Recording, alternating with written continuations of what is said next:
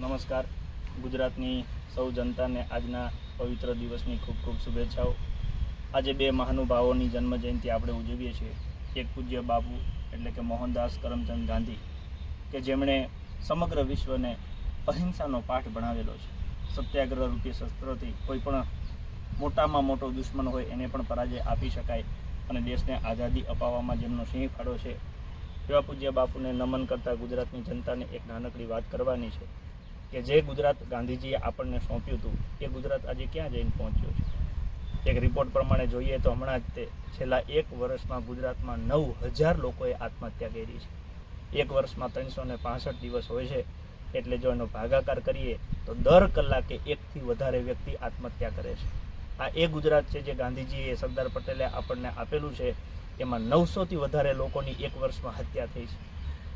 દર એક દિવસે ઓછામાં ઓછા 3 લોકોની હત્યા થઈ જાય છે. શું ગાંધીજીએ આપણને આવું ગુજરાત આપ્યું હતું? અને આવું નહોતું આપ્યું તો હું એવું પૂછું છું કે આ ગુજરાત કોણે બનાવ્યું? આ ગુજરાતનો વિકાસ કોણે કર્યો? જે વિકાસના બણગા આપણે ફૂંકીએ છીએ એ આ બાબતમાં કર્યા છે. આજે શૈક્ષણિક મૂલ્યાંકનમાં જોઈએ તો ગુજરાત એ ભારતના સૌથી 10 ગરીબ અને એકદમ પછાત જે રાજ્યો હોય શિક્ષણમાં, એમાં આપણે આવ્યા છીએ. આ વિકાસ કર્યો છે ગુજરાતે. બીજા એવા જ મહાનુભાવનો આજે જન્મદિવસ છે, આપણા લાલ બહાદુર શાસ્ત્રીજી, જેમને જય જવાન જય કિસાનનો નારો આપેલો. તમે વિચારો આજે જવાનોની પરિસ્થિતિ શું છે. 4 વર્ષની કોન્ટ્રાક્ટ બેઝની જે પ્રથા લાવ્યા છે તો કે જવાનોની જિંદગી તહેશ નહેશ કરી નાખી છે. એ જવાનો પોતાના મુદ્દા માટે જ્યારે સરકારશ્રીને કંઈક માંગણી કરે છે તો એમને ડિટેન કરવામાં આવે છે, બળજબરી પોલીસને આગળ મૂકીને કરાવવામાં આવે છે. અને એમની જે વીર નારીઓ છે એ એમના સહકાર માટે પોતાના દીકરાઓ જે શહીદ થયા છે એની કુરબાની એળે ન જાય એના માટે મળવા આવે છે, તો એની સાથે પણ દુર્વ્યવહાર કરવામાં આવે છે.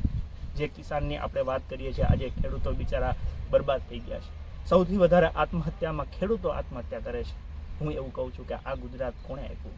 ગુજરાતની જનતાને અમે સૌ બે હાથ જોડીને વિનંતી કરીએ છીએ, તમારા આત્માને જગાડો. ગાંધીજી, સરદાર પટેલના જીવનને કેમ આપણે ભૂલી જઈએ? જે માણસોએ પોતાનું જીવનનું સર્વસ્વ આપણને દઈ દીધું છે, આના માટે નહોતું દીધું.